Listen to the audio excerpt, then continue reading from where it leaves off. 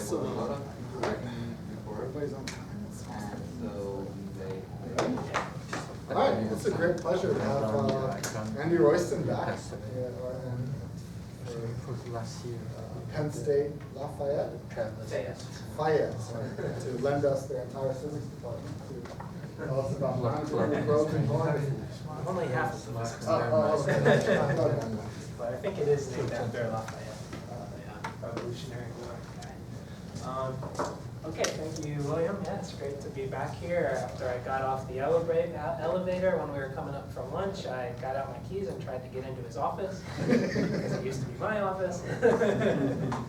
Okay, so I'm going to talk about a program that's been going on for a while now with Sophia Demokos, who is my academic twin sister, same PhD advisor, graduated in the same year. Okay, so I will motivate it, but by way of setting up the problem first. So I want to remind you guys about the defect ADS-CFT correspondence. So let me start with good old ADS-CFT and the way that I like to think about it. So let's imagine we have a stack of NCV3 brains.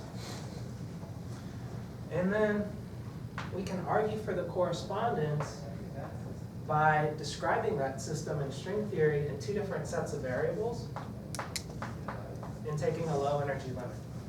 So L string is the string length, and mu is some scale that I'm going to hold fixed. It's going to be the scale of processes I'm interested in the field theory, or in either description of the theory that we arrive at. So if I look at this system from the closed string point of view, then that ends up zooming us in on the near horizon geometry.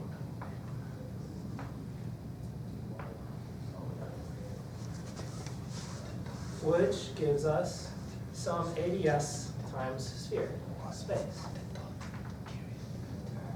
And so we end up looking at string theory on ADS5 times S5 with NC units of flux, Ramon flux. If we instead focus on that system from the open string point of view, then the low energy limit brings us down to the field theory living on the brains, which is n equals 4 super Yang Mills on R13 SU1C. Now the defect ADS-CFT correspondence takes this system and adds an additional brain. No, I'm not supposed to use this colored chocolate, I'm going to. So I'm looking at a specific example first studied by Karch, Randall, DeWolf, Friedman, and Aguri. So this is a D5 brain. I take the same low energy limit of this intersecting brain system. And the D5 brain descends to different things. So in this picture, it descends to a probe D5 brain, extending all the way out to the boundary, which hosts open strings on it. I forgot to draw my closed string here. And so I get a probe D5 brain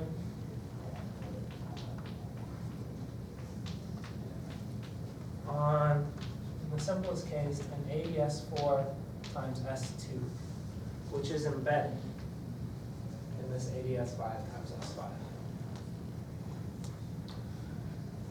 From this point of view,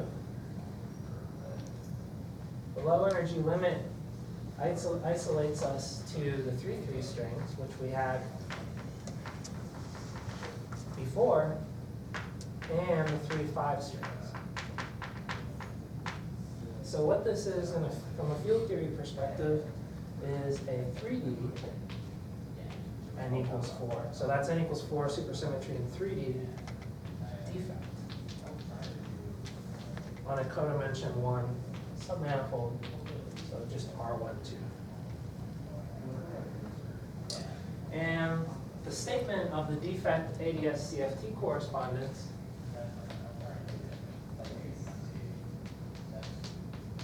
is that these two systems are equivalent.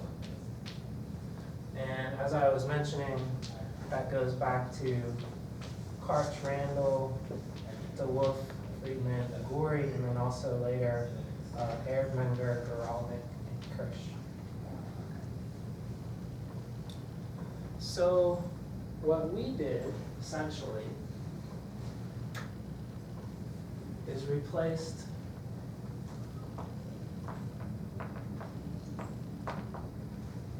one with NF. So that we have NF for OP5 brains over here, and some more fancy defect over here. That replacement only took us about 120 pages to carry out. And that was the first paper. In the second paper, we refined our technique. We replaced 3 with P. So here, first paper.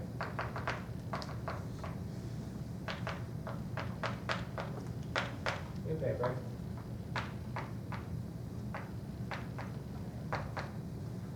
And 5 with Q. Refined technique only took about 20 pages. You don't worry about the supersymmetric nature of the intersection? Oh yeah, we do. That will restrict you, right? Yeah. Okay. Yeah. But you can handle both, P and Yes, Q? Okay. yes, yeah, so I'm gonna get to those restrictions. Mhm. So, yeah, we don't wanna consider just any old P and Q. So what are the restrictions? Because we are interested in supersymmetric situations, Susie requires that the number of Neumann-Dirichlet plus Dirichlet-Neumann directions, which, to tell you what that is, I need to introduce another parameter. Let's D be the dimension of the spatial intersection.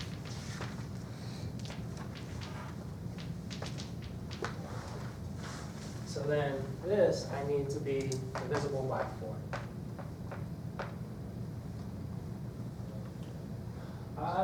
Is there an easy way to see that? Gosh, what's the argument in Lachinski's book?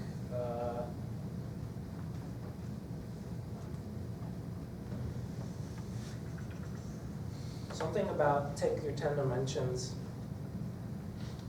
take 8 of those spatial directions and do rotations in 4 different planes to get an intersecting brain system. And then the fact that those are U1 rotations is somehow telling you that you're preserving. These are quarter BPS configurations in type 2. I don't remember how that argument goes. I mean, I guess another way to see it is you can look at the kappa symmetry projectors, the 2 different types of brains, and ask, or what supersymmetry each one preserves in isolation, and then look at the compatibility conditions. So with one type of brain, you break it down to half. With another brain, you break it down. We want a local QFT holographic pool. So we're still treating the DQ brains as probes, and we're back reacting what I'll call the color brains. Yeah. Sorry, I can't count like this. This works for the original system? Yes, because Q is 5, P is and 5. D is 3?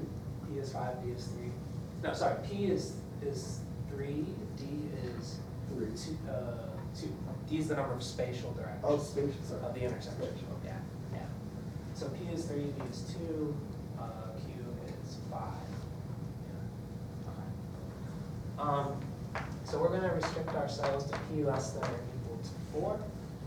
So you can have holography when you consider the background of the pilot brains, and that's interesting. But gets you into little string theory, and when you go to the proper description of the IR. So we're going to restrict to P less than or equal to 4 here. And then the other restriction comes from wanting a defect in ADS-CFT. So for that to happen, we need these defect branes to actually have a direction orthogonal to the color branes, so that they extend out to the boundary, the geometry here in ADS. And so that requires Q be greater than this D. Now, why do I want to do this? Why do I want to study this system? Before you answer that, Yeah. can you give us a bit more information about the geometry and the topology of the setup? Yes, so that's what's going on over here. So we're basically taking our 10 dimensions of type 2 and we're dividing them into 4 sets. Right? The set where we have the overlap, those are the D+1 directions. The additional directions where the flavor guys extend, and then the additional directions where the color guys extend, and then whatever's left over where nobody extends. But as a result, is the field theory on the quantum field theory lives on a Minkowskian geometry, Yes. extends to infinity, Yes. the world Yes. volume. Yes. And the defect is also extending It's on a, yeah, to infinity? that's right, that's right. Yeah, so it is a defect as opposed to like some operator insertion, some non-local operation. So it extends all the way to infinity in time. In all directions. If the And defect not is all directions, but whatever these D directions are, yeah. It's just living on R1D, the defect. That's just the dimensions of the intersection. That's the simplest thing we can do. And that's what I want to do for my purposes. okay. Yeah. But as I was saying, we only are back reacting the DP branes. Okay. So this is the near horizon geometry for P less than 5. This is a valid expression. And I think I'm going to get into this more later, but it's conformal. So if P is 3, this factor is gone, and you come back to ADS 5 times S5. If P is not 3, then it's conformal to ADS P plus 2 S 8 minus P. But it's not, it doesn't have conformal isometries. That's due to the fact that the field theory is not a CFT. Okay, so what is the field theory of in the ambient space? It's a maximally symmetric superindex. At least that's a low energy effective description. I think, Yeah. this might be a silly one, but is there a duality that exists if I interchange the branes, or if I think of the D3 branes or DP branes as probes and Q as the ones back? Oh, that's a really good question. So you could try to do that, but then you would need to consider, yeah, so the question is like, in what limit of parameters is this the appropriate description? Where I'm back reacting one, but I'm treating the others as probes. So that's actually the next part of the talk. But there's a different regime of parameters where I will back react both, and I look at the fully back reacted solution. And then that would have a holographic dual, and it wouldn't be a defect CFT. It would just be some field theory that lives entirely on the intersecting dimensions, because you're zooming into that intersection, as opposed to zooming into just one set of branes or the other. And then, yeah, there would also be a description where we treat the color branes as probes. Yeah. All those things. If you're willing to allow the parameters to range over all possible values, you can see all of that. Yeah. But we're going to be restricted in the range of parameters because we want to have this particular description of the system in this particular holographic divide. Now, why do I want to have this description? So my goal, okay, so check out what's going on this side. If I've got a stack of flavor branes here, then down in this ADS space, I've got multiple probe branes coincident. So I'm realizing a gauge theory. a non-abelian gauge theory on a curved space with boundary. So this gauge theory lives on a space with boundary. The boundary is the holographic boundary. Okay. So one, to construct and study supersymmetric Yang-Mills-Higgs theories on spaces with boundary. And especially classical solutions within them. All right, but now the next question is, why do you want to do that? So I'll give you a couple answers.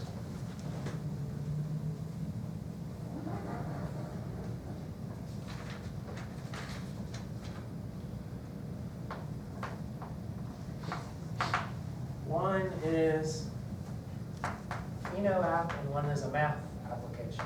So let me start with the application to phenomenology, and that's going to be baryons and ADS-QCD.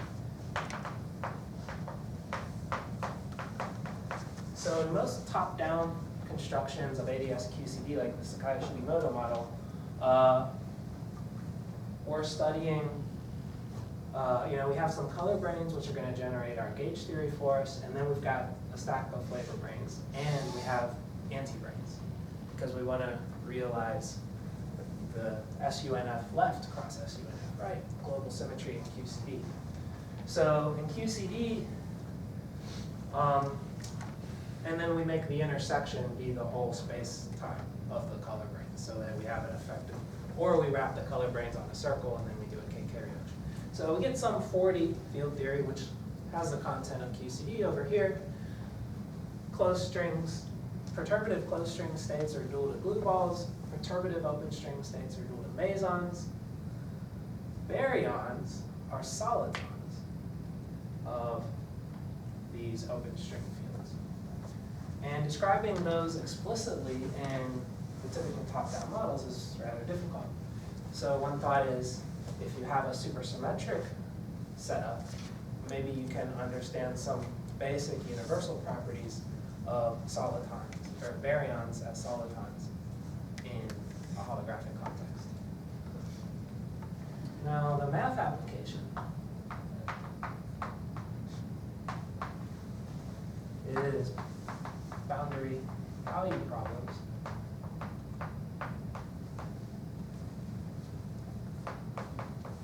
for what are called generalized self-duality equations. So these are generalizations of the instanton equation, basically cool gauge theoretic PDEs. So we can set up some interesting first order PDEs for BPS field configurations in this theory on this space with boundary. Now, what could we learn using holography? So the point is that the boundary values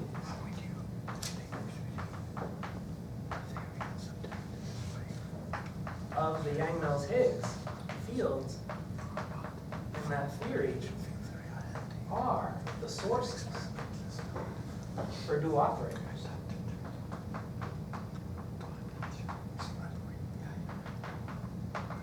In the defect theory over here.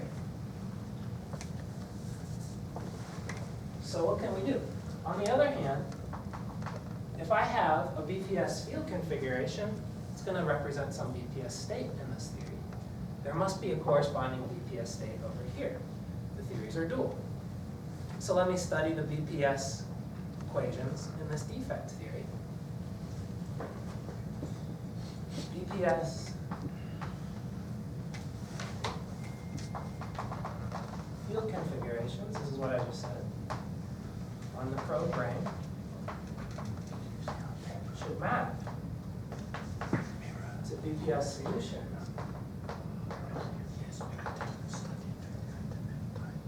in the defect theory. That's the statement of holography. But now, the idea is use the boundary values of the Yang-Mills-Higgs fields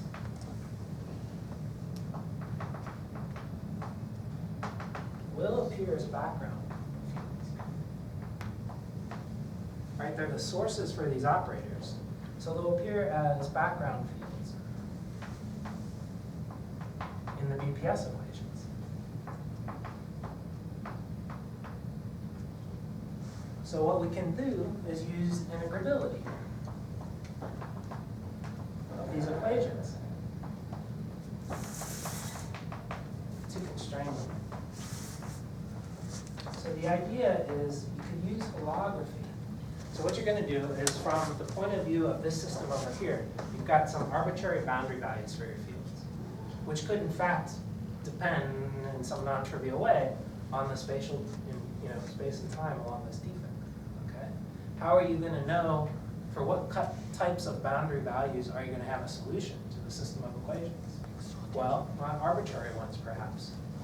Those boundary values will appear in these system, this holographically dual BPS system over here. Integrability of those equations will lead to differential constraints on those boundary values. The fact that we should have a correspondence between solutions in the boundary theory and solutions over here is then telling you that you've got some sort of existence theorem for solutions to these gauge theoretic PDEs. More precisely, an existence theorem for boundary value problems associated with these gauge theoretic PDEs. And that's kind of cool because there's not really been a lot of work done on that in the math literature. So there's a famous paper by Donaldson which proves uniqueness and existence of for the Dirichlet problem for instantons. And then there are scattered results here and there when people have specific applications in mind. A few years ago, Witten and Mazzeo proved a similar existence theorem for a specific type of boundary value problem involving this Witten's construction of quantum homology, which involves one of these types of generalized self-evaluating equations. So that's kind of a mathematical application for doing this setup. Yes. Because all of these things are kind of like dimensional reductions of 10D super Yang-Mills. So, yeah. Okay. So the next thing I want to do is I want to talk about when and how, and under what circumstances does this super Yang-Mills theory give me a reasonable description of the physics in this picture. One, is it the right description of the physics so that I can apply this holographic correspondence and derive results about some classical gauge theory. Okay.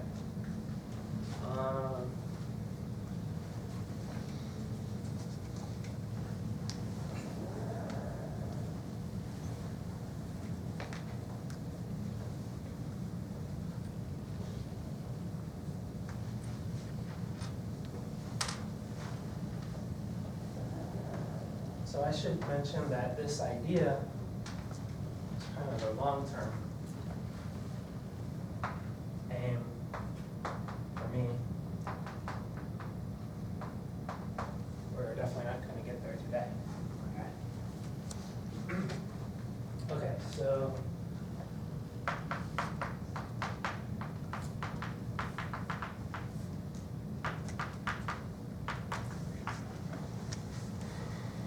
well, fortunately for these systems, we have a good starting point. Okay, we have a good low energy effective action for the probe brains. And that is the Myers action. So let me remind you about that a little bit. So this is for our probe DQ brains, and I'm just giving you the action for the bosonic diffusion freedom. It's a sum of dBi, which are in Simon's action. The dBi goes like this. Tension, integral over Q plus 1 dimensional world volume, symmetrized trace prescription. And then you've got a couple determinants. pullback of the block metric. Yeah, I should have mentioned gauge field on the brain. So over here, my conventions, since we're mostly focusing on the DQ brain theory, those are the first sets of coordinates. All those guys are XAs. Everything that's transverse to the DQ brains, which includes two different types from this intersecting brain picture, we'll call those XMs. And then there's also a determinant involving our scalar, our Higgs fields.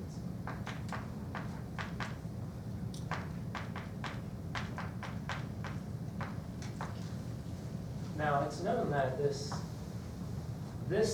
action gives results that are incompatible with low energy limit of string scattering amplitudes once you get to a certain border and the field strength expansion and then derivatives of field strengths.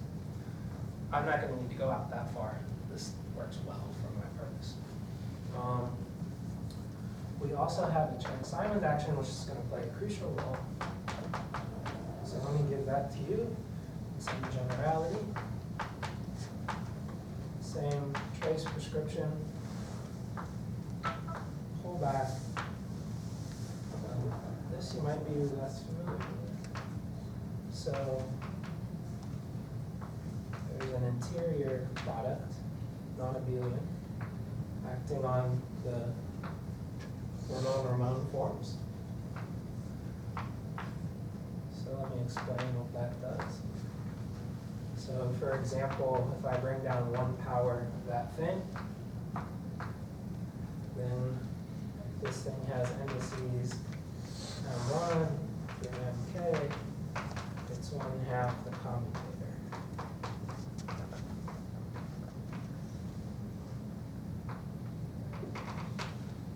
Like that.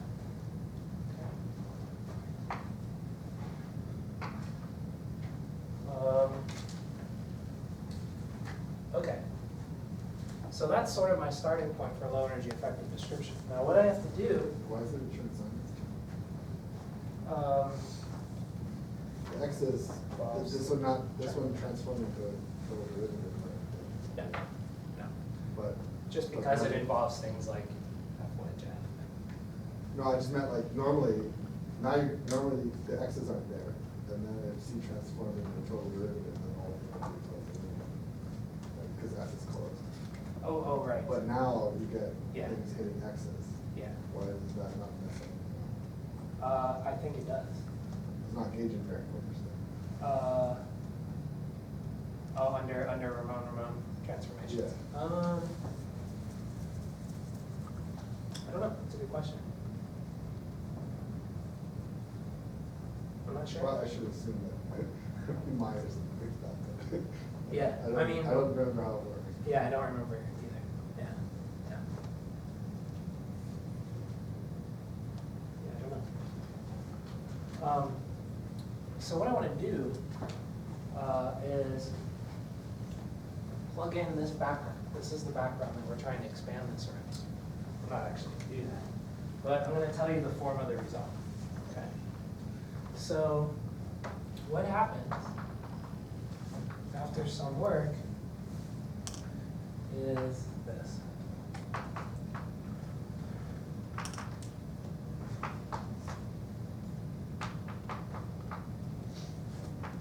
So I'm going to introduce 2 different couplings, epsilon p and GQ, p squared.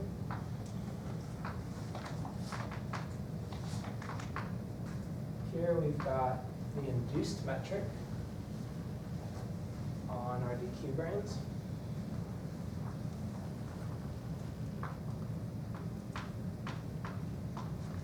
We've got some explicit factors. Okay. So I called the radial direction transverse to the color brains V. And that's why you see all of these V's hanging around here in the geometry, here and here. Now the radial direction, the part of that that's transverse to, or sorry, the part of that that the DQ brains extend along. Okay, so going back to the intersecting brain picture, these directions here are the ones that where the brane moves out to the ADS boundary. Okay, those we're calling R. These directions are transverse to both sets. So I have the option, if I want, to separate these two stacks of branes in those directions. So in general, I do that. And I call that vector Z naught, some fixed constant. So over here in this induced metric, you see this V restricted to Z naught. So what that means, so in general, V is square root R squared plus Z squared. But if I'm restricting to myself to being on the brane, and then V restricted to Z naught, I'm just treating that as a fixed Z. Okay. So if I choose to actually intersect them, then Z naught is 0 and V becomes R.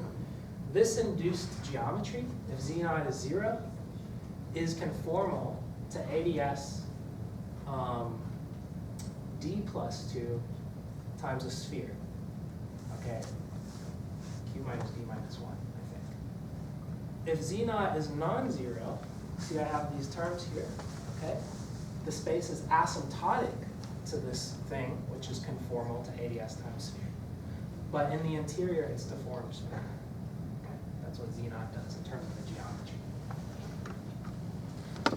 So I've got powers of like these mu v's restricted to Z naught because the background, so we've got a background, DP brane background involves metric, dilaton, and remote. And so these particular ones are coming from the background. But the main point here is the following. So we've got a sum. So this is an expansion. And it's an expansion controlled by one of these parameters, epsilon p, which I can tell you what it is, and capital bar, which is a third parameter. Okay. So let me What was these guys. mu again? What was u? Mu. Mu, where is it? I don't know. Oh yes, that's my energy scale. And my arbitrary energy scale that I'm choosing. So you see, for example, like in the geometry, mu is the ADS radius, or inverse mu is the ADS radius. Usually it's just set to 1, and people work with coordinates that have wrong dimensions. Like coordinates. Okay. So what is this epsilon p? So I'll tell you what it is first. So it's alpha prime. So remember, we're saying L string to 0 with respect to mu. So alpha prime is going to 0. So it's not alpha prime, it's alpha prime divided by some scale that appears in the metric, lambda g. So there are three constant scales here that appear in the metric, the dilaton, and C. Here they are. So this has mu L string. So the L strings cancel.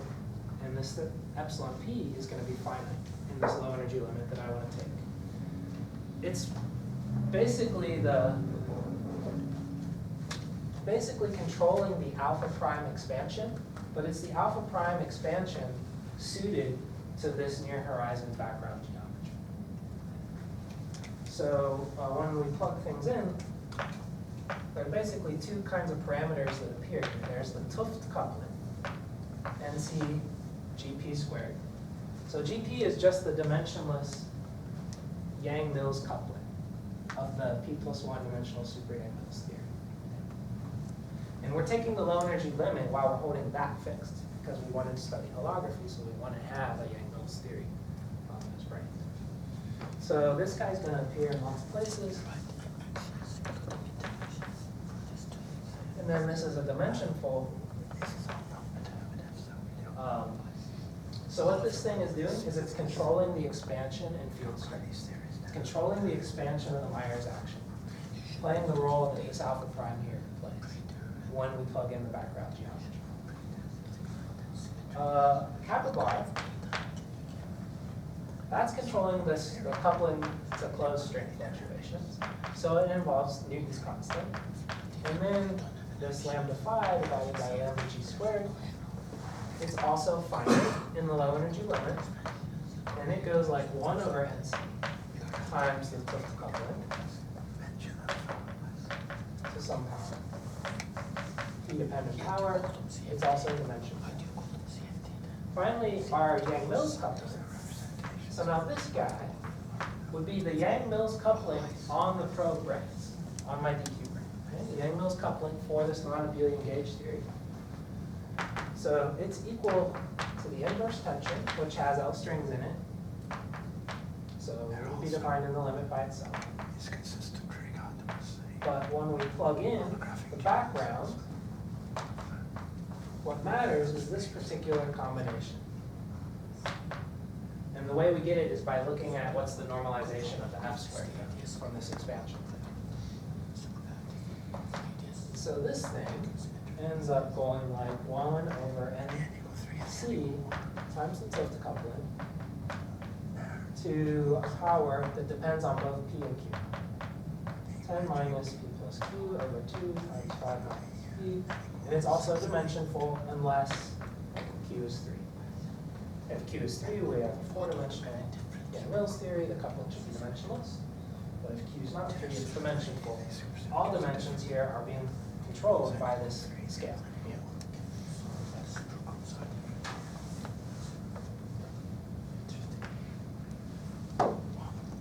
Okay, now I have to tell you what these. Why?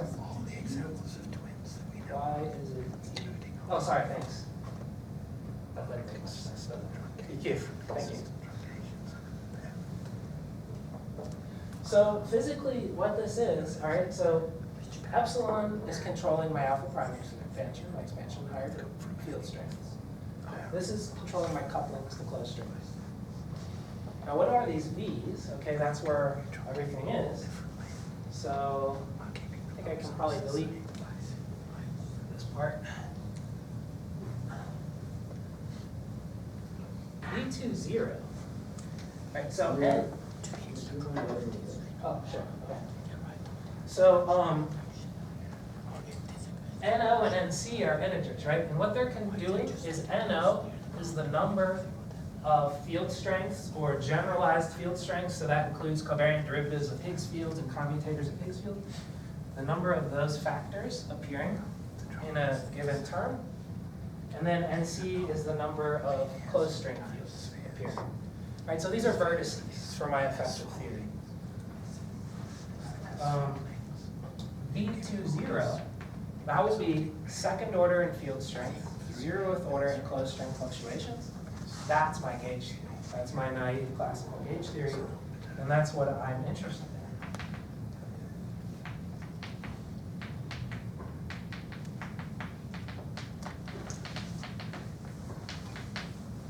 So what do I need to be able to study that more, reliably concentrate on that? I need the higher V's to be suppressed. And that will happen if my expansion parameters are small. And I can arrange that, if you look at what they are, by choosing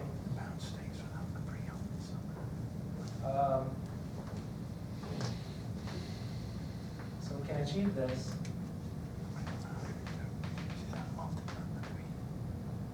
By taking NC and the Tilft coupling large enough. So some hierarchy is necessary.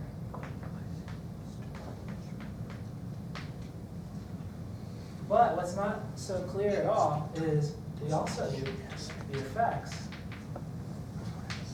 of the lower order V's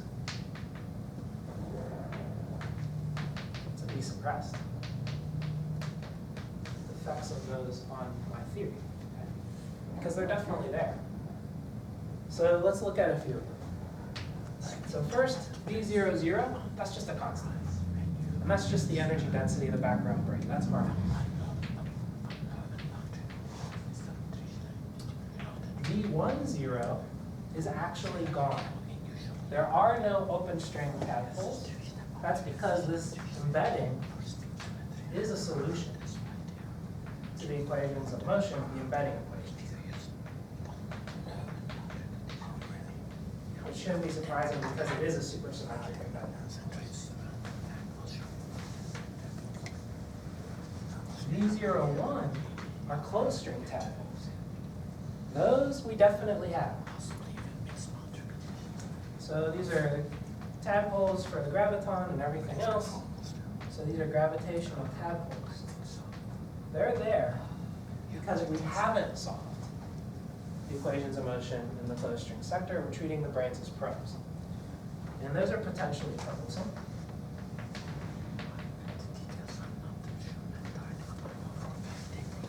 V11 is also not zero. But I don't care about this because due to the trace, if I just have one open string mode in there, this is selecting out the U1 part.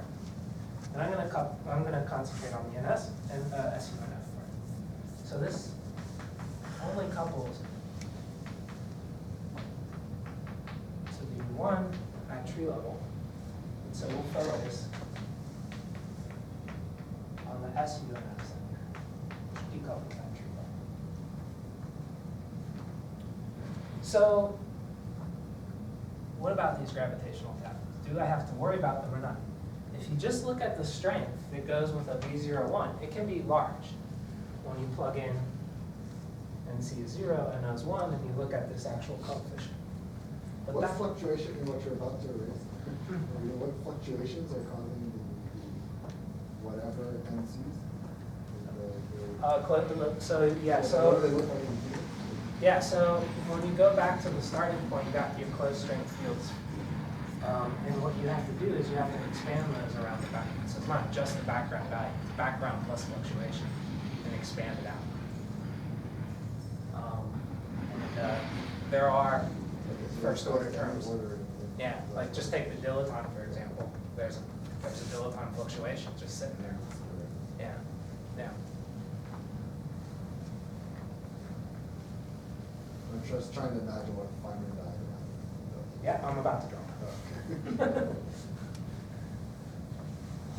So the question is, do those closed string tadpoles, how do they affect my SUNF super Yang-Mills fields?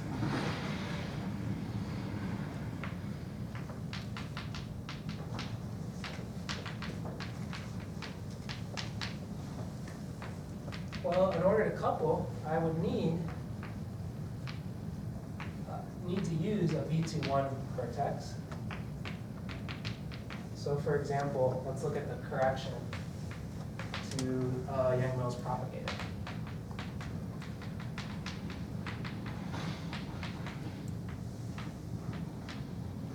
So here's my gravitational tadpole. It propagates down, and then it's going to couple, kind of like a loop correction, with a VC1 vertex to my Yang-Mills propagator.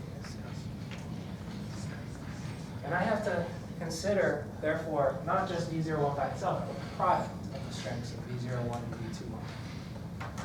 And when you do that, what you find is that this will be suppressed relative to the tree level if the following holds. NF over NC times NCGP squared to the Q minus P over 2 5 minus P is much less than 1. So this is what people really should mean when they say they're going to work in a program.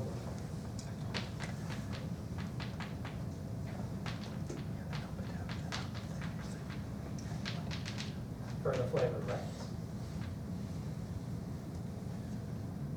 So notice not just NF much less than NC. Okay? That's only true, it's kind of intuitive if you think about it, right? NF much less than NC, that's the right description if Q is P, meaning I'm dealing with the same types of D brains. I'm comparing apples with apples. But if I got different dimension brains, then the probe limit is different. So, for example, if Q is less than P, then this is large and negative. I bring it over here, it's large and positive. I could actually have NF of order NC, not a problem. Whereas if Q is bigger than P, I actually need to impose something stronger than is what's usually called the probe limit. in order to really have a justified calculation. What was GP again?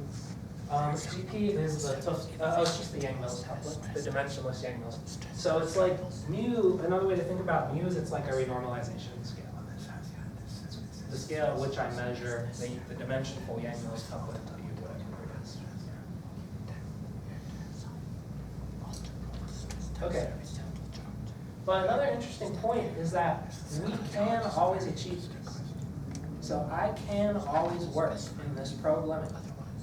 Given the restrictions that we talked about on Q's and P's from the beginning, as long as those are met, I can do this. So I can study this non-abelian Yang-Mills theory on these probe brains and say that it is giving me the right leading order description of this big system for those degrees of freedom, for those open string degrees of freedom. And now I can apply holography to see what I learned. Okay, so what we did is actually just focus on the vacuum structure. Why? Is that true? Well, So why something is is happening, so I guess you're decoupling, so it's not back reacting on the closed string side, otherwise you would change the geometry. That's right. That's basically what you're. That's right. Right. So what I'm achieving by imposing this together with the Tooth coupling and NC being appropriately large is that I'm suppressing the back reaction on the closed string sector, and I'm suppressing higher derivative corrections on the open string sector. Both.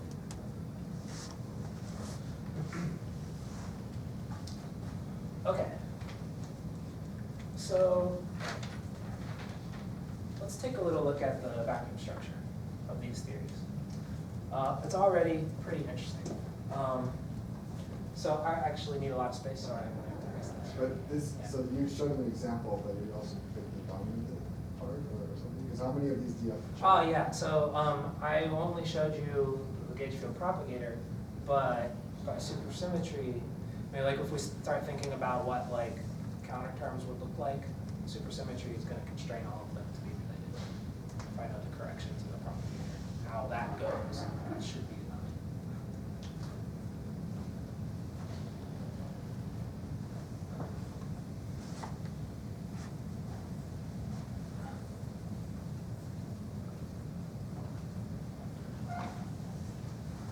Okay, so we have this big class of Yang-Mills theories on these curved spaces, which I erased, right, the metric on, right? But they're these embedded spaces within this holographic setup.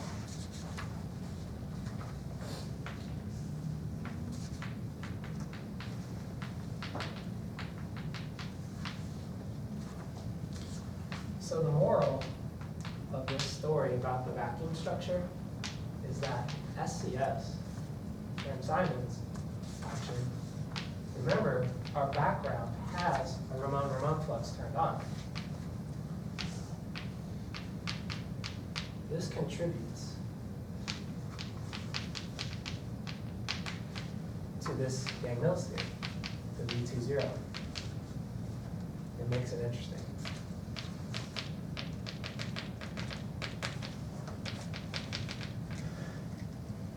Okay, so we looked at 3 classes of examples. So, and they're the ones that you might guess if you thought about these systems before.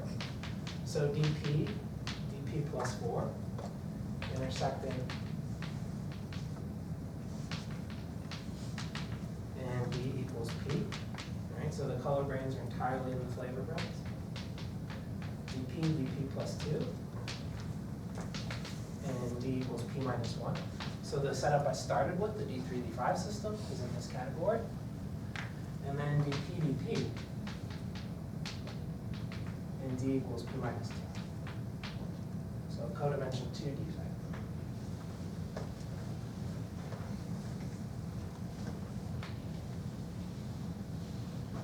Right, so what I want to do is schematically show you the terms that appear in V20 because of the Chern-Simons. So for this system here, it's just the background C, wedge, trace, wedge F. Because our flavor brains have 4 extra spatial directions, beyond the color brain, the background C is going to soak up all of the common directions, the legs along the common directions, and we got 4 more that we can soak up with enough wedge out. In this case, it's trace of pullback. We're going to pull back one leg of C, and then we're going to wedge with F. And what that ends up looking like is this is the Myers-Nonabelian pullback that you do. So it looks like a covariant derivative of the one Higgs field we have. So in this setup, there's one direction that the color brains extend in that the flavors don't. So this is a Higgs field on the flavor brain. Y is the one Y direction we have in this setup. And we wedge that guy with a single F. This one is kind of the most intricate with respect to how these terms contribute. So I can either pull back C using with 2 legs, or I can do one of these interior products on C and then wedge that result with an F, and we have both. So this contributes. So the first one is like a D. So now there's 2 Y type directions. So this is like a D phi Y1, D phi Y wedge, D phi Y2 term. And this one is a commutator of those 2 phi's, wedged with an F. So we have these terms in this Yang-Mills theory. Remember, C is going to be evaluated on some explicit factor. Okay? What they do is they conspire with a subset of terms from the DBI to give us complete squares in a non-trivial way. So over here, I'm going to write pieces of the field theory Hamiltonian, which utilize these terms. So this one, allows me to complete a square. The coefficients are just right to achieve this. Now this square, I'm just going to remind you that the 4 directions we have where this is interesting are these R directions, which are transverse to the common intersection, but along the flavor brains. And then this is a supersymmetric theory, so I know I have to be able to write the Hamiltonian as a sum of squares. Here I'm just exhibiting an interesting one too, which exists because of these transitions terms. Here, it looks like this. We've got 3 R-type directions.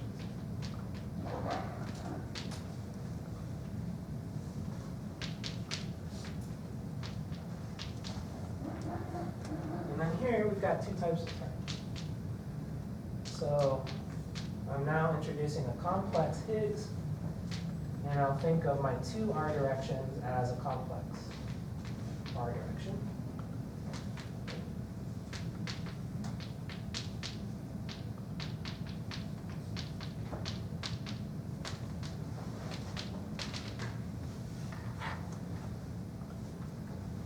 Now, what this means,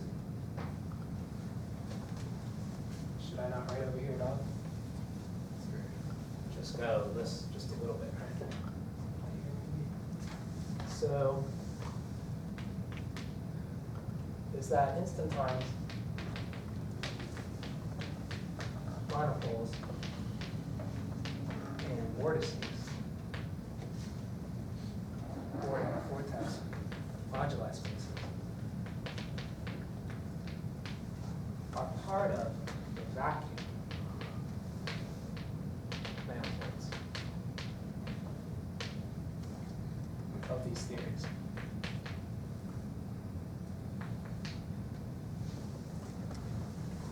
And these moduli spaces are of instantons, monopoles, and vortices on spaces that are topologically R4, R3, or R2. So these are the spaces, the directions parameterized by these R directions, but carry a non-trivial metric.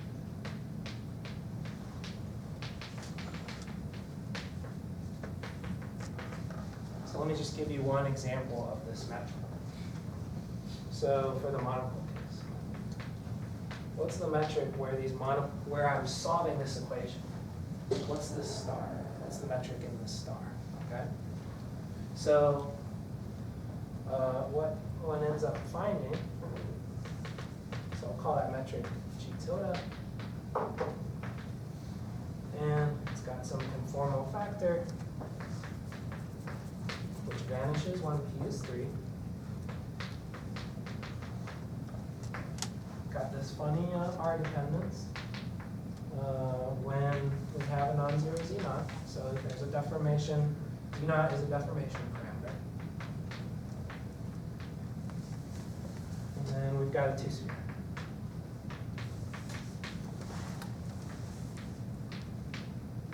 So metrically, this space, when Z naught is 0, is a cone over a two-sphere, which either has a deficit or an excess angle, depending on whether P is less than 3 or bigger than 3. And if Z naught is non-zero, we deform the tip of that cone to something nice and smooth in the interior.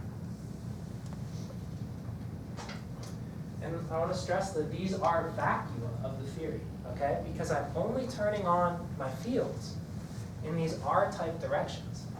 I'm maintaining complete translational invariance along the common intersection directions. And that's why they are vacua. They have the Lorentz symmetries of the D plus one-dimensional spacetime where the intersection is. And this probe brain is supposed to be giving me a holographically dual description of that defect theory with that symmetry.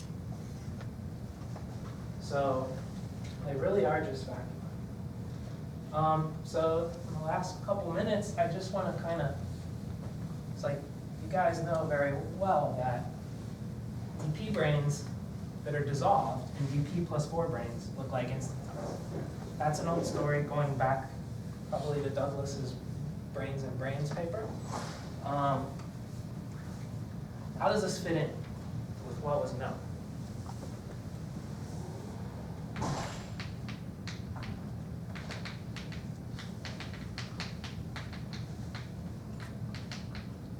So let me just kind of quickly summarize the story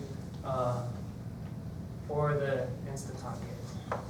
So here's my DP plus 4. And here's my dissolved DP.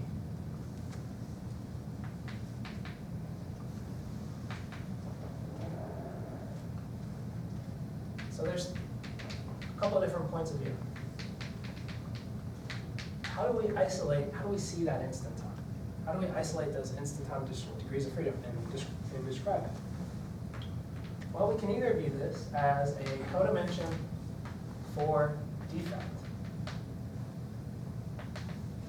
in the DP plus 4 theory with a non-zero energy density. And then we would get the instanton degrees of freedom by doing a collective coordinate size for the DP plus 4.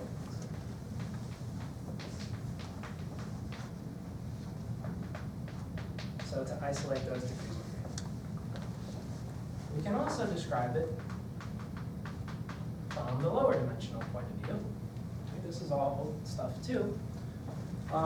If we isolate the theory on the DPs, what do we get? We have some super Yang Mills plus hypermultiplets coming from the PQ strings.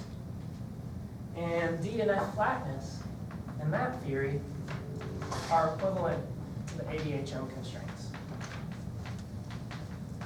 which gives you another formulation of the instanton. So that's how you see you have instantons from that point of view. Now these 2 points of view are flat space pictures. In one picture, I've got a finite or non-zero energy density defect. In the other picture, I'm describing vacuum of the theory. How can those two things be consistent? Well, the low energy limit I take to talk about a field theory in a DP plus 4-dimensional world volume versus the low energy I would take to talk about a field theory in a DP are different low energy limits. I can hold one Yang-Mills coupling fixed, but not both. So that's why it's okay, that these are two different types of things. Some defect versus some vacuum. What I just talked about over here is a third point of view. All right, it's the same low energy limit as this one. We're talking about vacua because we're taking the low energy limit where we hold the dp, Yang-Mills coupling, fixed. But I'm giving you a holographically dual description.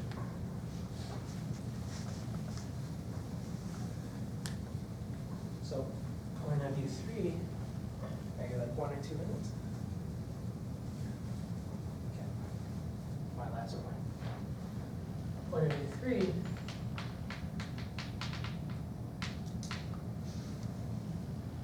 3, replace an order 1 fraction of the color brains with the geometry they produce.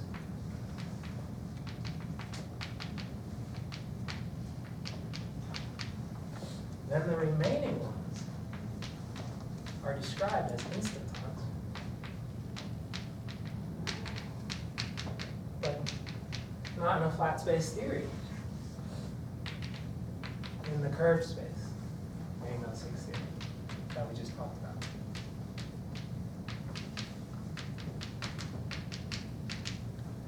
That's a good description, apparently, when NC is large.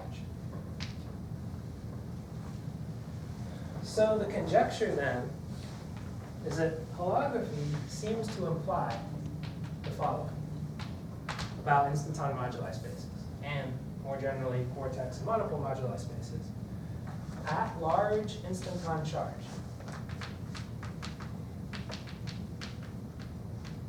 there exists subloci in these moduli spaces which are equivalently described as instanton moduli spaces, but for instantons on a curved space. So here, at large instanton, there are subloci of ordinary instanton moduli space, instantons in flat space.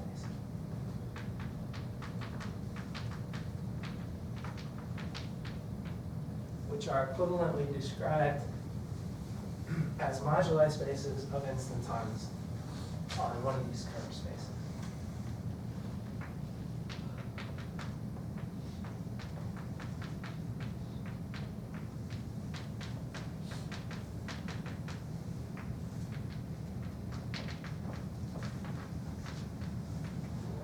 And so that's one of the things we'd like to investigate more deeply, going further. The way to do that would be to look at the dual field theory. So this picture came from supergravity description where we have an embedded probe. In the defect holographic dual, you would still be realizing ADHM to get these vacuums. But now the claim is that at some large instanton charge, there must be a way to solve ADHM in some sort of saddle point at large charge, which will then realize this subloci, it's a sublocus, and realize this description. So there is a, I didn't just make that idea up myself, it comes from, it's very well motivated, something rather remarkable and beautiful happens when you study similar, when you study ordinary instantons as D-1 brains in the classic ADS 5 times S5 correspondence. At large NC, you can do a saddle point solution of the ADHM construction, and you can see the geometry, ADS 5 times S5, actually emerge from the reduced measure on this moduli space. So this would be somewhat analogous to that. Okay, let's stop there.